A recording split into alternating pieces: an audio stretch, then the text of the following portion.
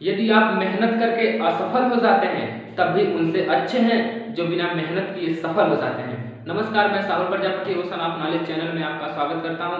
आज हम लोग बात करेंगे चाय की। इससे पीछे हम लोग गेहूं, खाद्य पदार्थ में गेहूं और चावल की बात कर चुके हैं। आज पेय पदार्थ में बात करेंगे चाय की। तो सबसे पहले देखेंगे चाय। वैसे चाय हम लोग पीते क्यों हैं? कुछ लोग तो आदत की वजह से पीते हैं और कुछ लोग शौक से पीते हैं, लेकिन इसका चाय से लाभ केवल इतना ही है कि कुछ देर के लिए उत्तेजना मिलती है, स्फूर्ति मिलता है, लेकिन इससे साइड इफेक्ट तमाम है, जैसे धमनियों का सिकुड़ जाना और सर दर्द करना, अनिद्रा, तमाम प्रकार के रोग उत्पन्न होते हैं चाय पीने से। इसलिए हम तो कहेंगे चाय आप ना पिया करिए या फिर कम पिया करिए। वैसे स्टूडेंट लाइफ में चाय का उपयोग अक्सर बच्चे करते हैं। जिस समय पढ़ते हैं उस समय यदि नींद आती है तो चाय पीते हैं। यदि कम पिया जाए तो ठीक है, लेकिन यदि अधिक पिया जाएगा तो उससे अनिद्रा यानी रोग, नींद ही नहीं आती, ऐसा रोग हो जाता है। तो आज हम लोग देखेंगे चाय। इसका वनस्पतिक नाम है चाय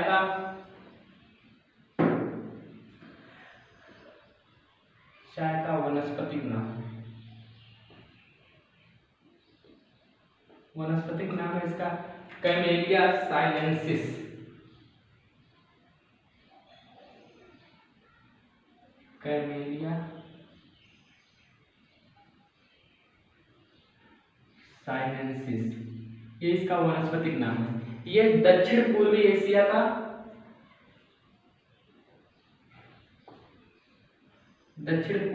पूर्वी एशिया के देशों का आदि पौधा यानी बहुत पुराना पौधा है। दक्षिण पूर्वी एशिया में जैसे भारत, श्रीलंका, म्यांमार, बांग्लादेश, भूटान, ये सब देश आते हैं। इन सब का ये आदि का पौधा यानी बहुत पुराना पौधा है। वैसे इसके बारे में स्पष्ट जानकारी नहीं है कि यह उत्पन्न कहाँ से हुआ, इसका सबसे पहले उत्पादन कहाँ हुआ, लेकिन फिर भी ऐसा अनुमान लगाया जाता है कि चीन के उच्च भूमियों, हिंद चीन या भारत के वनों में इसका उत्पादन हुआ था सबसे पहले।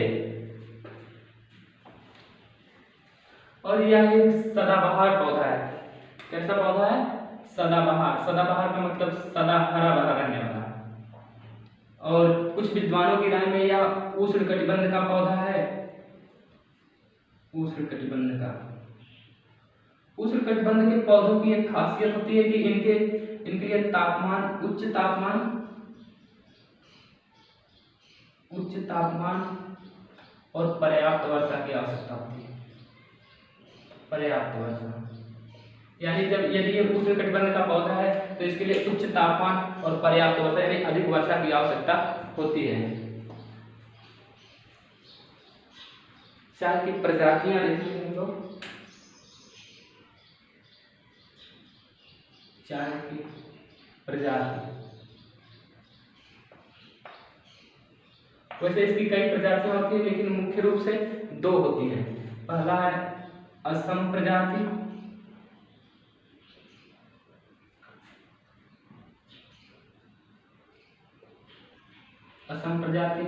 और दूसरा है चीनी प्रजाति।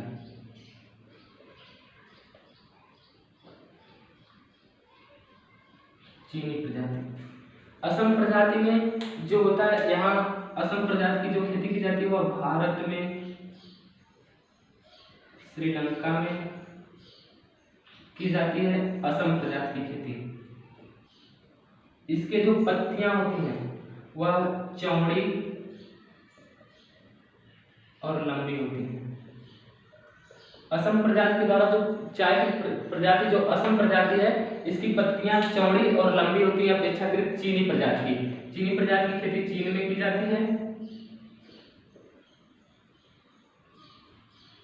जाती है, और इसकी पत्तियां कम लंबी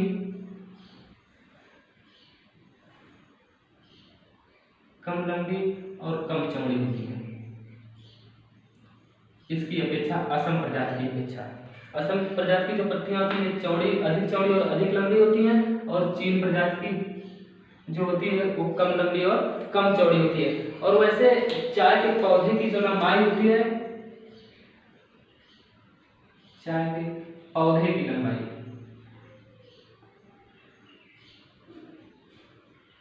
लंबाई, यह हो सकती है 9 मीटर से 12 मीटर तक हो सकती है। चाय के पौधे की लंबाई 9 मीटर से 12 मीटर तक हो सकती है, लेकिन व्यापारिक दृष्टि से इसको अधिक बढ़ने नहीं दिया जाता है। यदि इतनी लंबी लंबी हो जाएंगे इसके पौधे की जो पत्तियों को चुनना होता है या इनकी देख रेख करनी होती है उसमें असुविधा होने लगती है। तो व्यापारिक दृष्टि से इसकी लंबाई जो है वह 1.2 मीटर से 1.5 मीटर इतना ही इसको बढ़ने दिया जाता है। तभी से इसकी कटाई छटाई या पत्तियों को चुनना शुरू कर दिया जाता है। और पत्ती की लंबाई ये पौधे की लंबाई है और इनकी पत्तियों की लंबाई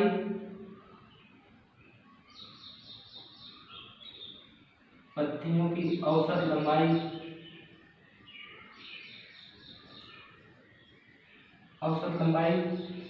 6.3 सेंटीमीटर। पत्तियों की औसत लंबाई 6.3 सेंटीमीटर और पौधे की लंबाई 9 मीटर से 12 मीटर तक हो सकती है, लेकिन इसको 1.2 मीटर से 1.5 मीटर के बीच ही रोक दिया जाता है ताकि इसको चुनने में या उसकी देख रेख करने में असुविधा ना हो।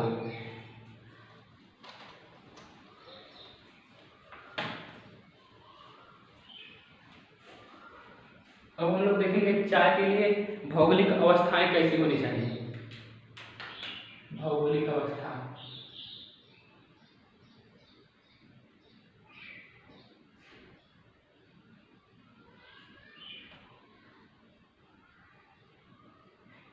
भौगोलिक अवस्था सबसे पहले इसमें तापमान,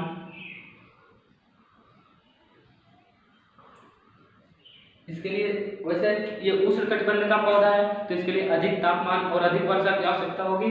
यानी तापमान जो है या कैसा तापमान इसके लिए चाहिए, उच्च तापमान की आवश्यकता होती है चाय की खेती के लिए। 23 डिग्री सेंटीग्रेड से 30 डिग्री सेंटीग्रेड तक। इसके लिए तापमान कितना, 23 डिग्री सेंटीग्रेड से 30 डिग्री सेंटीग्रेड। और तापमान छाया में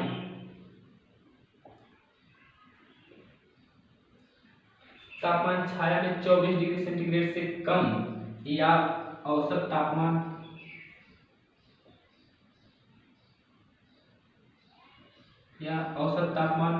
18 डिग्री सेंटीग्रेड से कम होता है तो पौधे की वृद्धि जो होती है वह रुक जाती है, वृद्धि होना बंद हो जाता है। यदि तापमान छाया में 24 डिग्री सेंटीग्रेड से कम या औसत तापमान 18 डिग्री सेंटीग्रेड से कम रहा तो यह इसके लिए उच्च तापमान की आवश्यकता होती है। धूपदार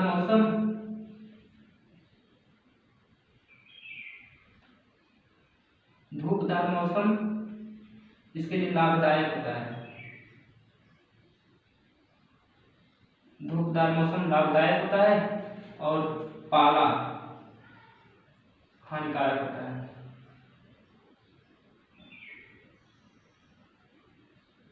यानी इसके लिए अधिक तापमान की आवश्यकता होती है तथा शीत ऋतु में ठंडे प्रदेशों में इसकी चाय की खेती नहीं की जा सकती क्योंकि वहां औसत तापमान 18 डिग्री सेंटीग्रेड से कम पाया जाएगा तो वहां के जो पौधे होंगे वह विकास नहीं कर पाएंगे।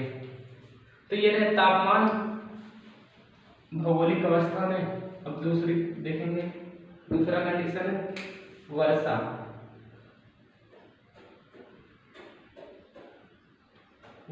ये चाय का पौधा जो है जिस तरह इसको तापमान की अधिक आवश्यकता होती है ऐसे वर्षा की भी अधिक आवश्यकता होती है। यह पौधा जल प्रेमी होता है।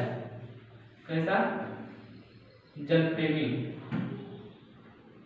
यह पौधा जल प्रेमी होता है, इसके लिए अधिक वर्षा की आवश्यकता होती है, लगभग 250 सेंटीमीटर से 500 सेंटीमीटर तक। इसके लिए वर्षा 250 सेंटीमीटर से 500 सेंटीमीटर तक होता है। शुष्क मौसम हानिकारक होता है। शुष्क मौसम यानी जब हवाएं सूखी होती हैं तो इनकी पत्तियों में जो जल की मात्रा होती है उसको वाष्प बनकर सुखा ले जाती है और इनकी पत्तियों से ही चाय बनाई जाती है। तो शुष्क मौसम इसके लिए क्या होता है, हानिकारक होता है। तो लाभदायक क्या होता है, आर्द्रता। यदि वायु में आर्द्रता अधिक होती है तो पत्तियां अधिक निकलती हैं, अधिक फलती फूलती हैं। तो ये रहा वर्षा। अब तीसरा है धरातल। इसके लिए धरातल की आवश्यकता होती है, ढालू धरातल। ढालू मतलब वर्षा अधिक होनी चाहिए लेकिन वह जड़ में अधिक दिन तक टिका नहीं रहना चाहिए। यदि अधिक दिन तक जल में वो इसमें पौधे की जड़ में टिका रहेगा तो ये पौधे जो होते हैं खराब होने लगते हैं। इसलिए ढालू भूमि का उपयोग किया जाता है। जहाँ कृषि की जाती है वहाँ ऐसे ढलान टाइप होता है। यदि बिल्कुल खड़ा भी नहीं होना चाहिए, ऐसे रहेगा तो यहाँ की जो वर्षा, यदि इतनी वर्षा होगी तो इसकी उर्वरा शक्ति क्या होती है, वह नष्ट होने लगती है, क्षरण होने लगेगी धीरे धीरे। इसीलिए ढालू होना चाहिए लेकिन कम ढलान होना चाहिए, धरातल ढालू होना चाहिए। आगे मिट्टी,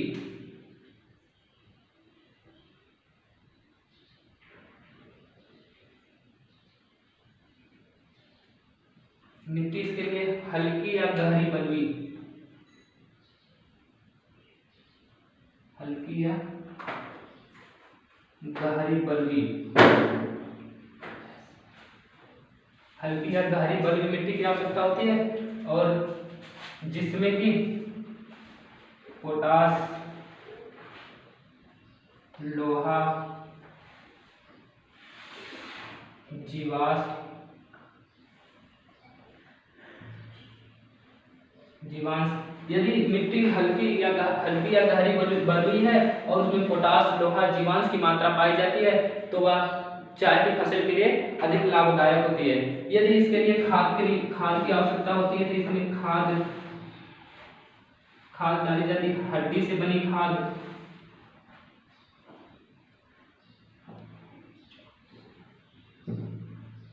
हड्डी से बनी खाद और अमोनियम सल्फेट,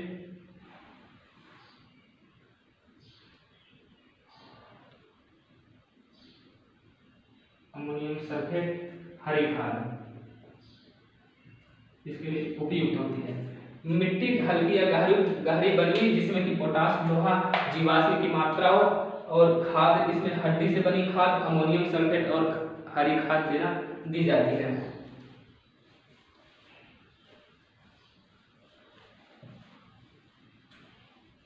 आगे श्रम,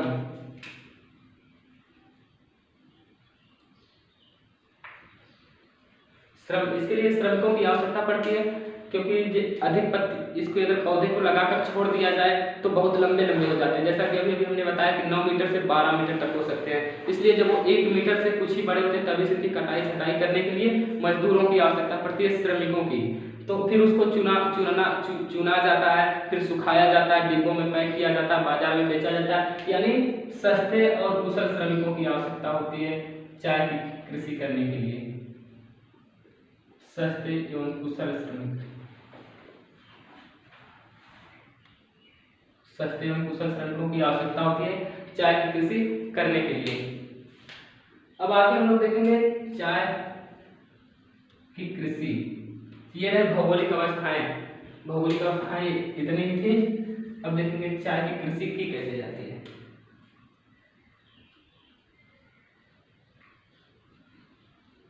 चाय की कृषि, इसका जो पौधा होता है वह बीज से तैयार किया जाता है,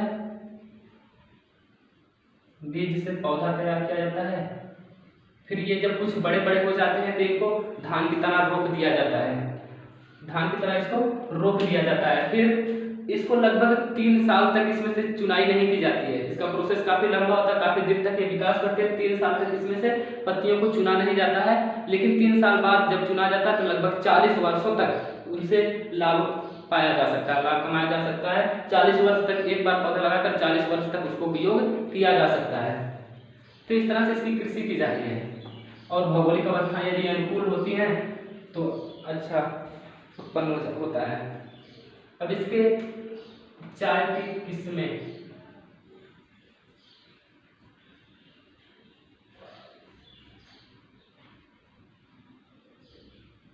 चाय की किस्में वैसे तो इसकी कई किस्में हैं लेकिन मुख्य रूप से 6 हैं।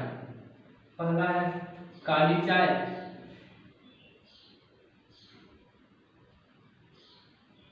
दूसरा चीनी या हरी चाय,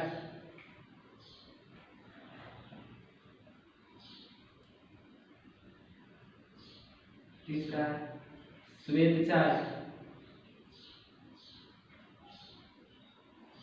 चौथा है गट्टी चाय, पांचवा उलूंग चाय,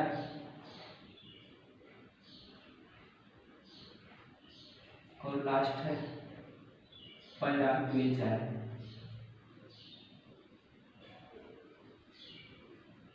ये मुख्य रूप से इसकी 6 किस्में हैं। काली चाय में, काली चाय की कृषि मतलब चाय में से जब पत्तियों को चुना जाता है, चाय की फसल से जब पत्तियों को चुना जाता है तो उनको धूप में सुखाया जाता है और सूखते समय उस पर पानी का छिड़काव किया जाता है। सूखते समय पानी का छिड़काव किया जाता है जिससे पत्तियां मुड़ने लगती हैं, पत्तियां मुड़ने लगती हैं और काली पड़ जाती हैं। फिर उस पर बेलन चलाकर उसको छोटे छोटे टुकड़ों, छोटे छोटे हो जाती है, उनको चलनी से चाल दिया जाता है, फिर डिब्बों में पैक करके बाजार में बेच दिया जाता है। इस तरह काली चाय बनती है। और सेकंड है चीनी या हरी चाय। इसमें भी कुछ उसी तरह होता है, पत्तियों को चुनने के बाद धूप में सुखाया जाता है, धूप में सुखाते समय लेकिन इसमें पानी का छिड़काव नहीं किया जाता है। काली चाय में धूप में सुखाते समय पानी का छिड़काव किया जाता है, लेकिन चीनी या हरी चाय में धूप में सुखाते समय पानी का छिड़काव नहीं किया जाता है, इसलिए इसका रंग काला नहीं होता, हरा ही रहता है।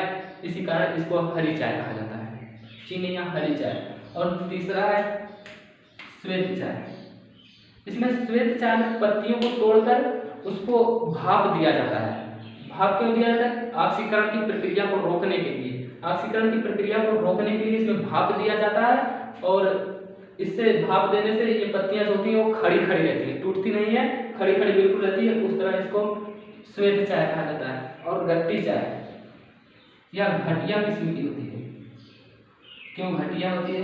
क्योंकि इसमें पत्ती के साथ साथ डंठल भी मिला के बेच दिया जाता है, पत्तियों के साथ साथ डंठल भी मिला दिया जाता है, इसलिए इसको घटिया चाय कहा जाता है और वो गट्टी चाय कहलाती है। उलुंग चाय। उलुंग चाय, इसमें काली चाय और चीनी चाय का मिश्रण होता है। काली चाय प्लस हरी चाय, इन दोनों का मिश्रण जो होता है उलुंग चाय कहलाता है। और लास्ट पैराग्वे चाय या दक्षिण अमेरिका में उरुग्वे, पैराग्वे, ब्राजील आदि देशों में इसकी कृषि की जाती है पैराग्वे चाय की। ये रही चाय की किस्में, काली चाय, चीनी चाय, श्वेत चाय, गट्टी चाय, उलुंग चाय और पैराग्वे चाय। अब देखेंगे हम लोग इसके आयातक और निर्यातक देश।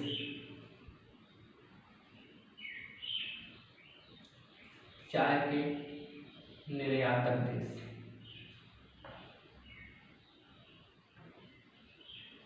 निर्यातक देश में भारत, चीन,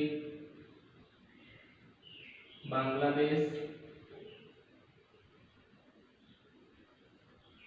श्रीलंका,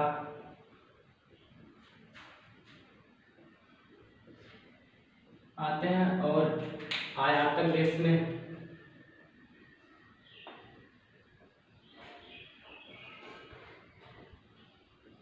मुख्य आयातक देश जो है वो है यूएसए यानी संयुक्त राज्य अमेरिका, कनाडा, फ्रांस आदि देश हैं इसके आयातक। तो इस तरह से चाय का रहा। अब एक बार इसका रिवीजन कर लेते हैं। चाय यह कैसा पौधा है? सदाबहार। सदाबहार मतलब सदा हरा भरा रहने वाला।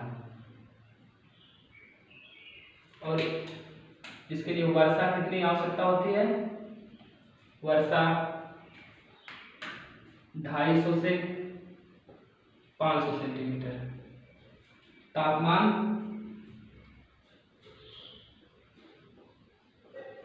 तापमान 23 डिग्री सेंटीग्रेड से 30 डिग्री सेंटीग्रेड। इसके पौधे की लंबाई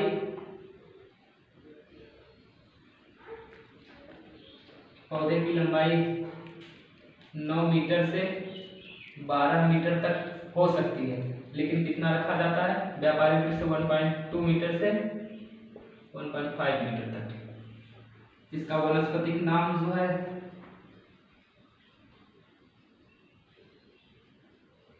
वनस्पतिक नाम वो है कैमेलिया साइनेंसिस।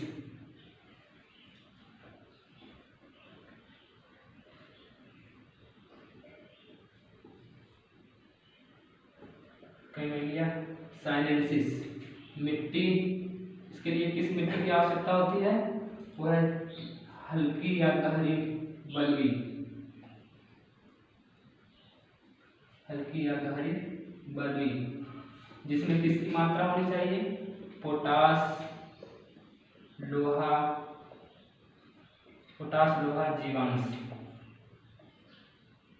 जीवांश की मात्रा यदि होती है तो वह सर्वश्रेष्ठ होती है इसके लिए, चाय के लिए। और धरातल कैसा होना चाहिए, ढालू, कम ढालू हो, अधिक ढालू ना हो। और आयातक निर्यातक देश, आयातक में यूएसए, कनाडा, फ्रांस, और निर्यातक में भारत, श्रीलंका, बांग्लादेश आदि देश आते हैं। तो आज के लिए बस इतना ही।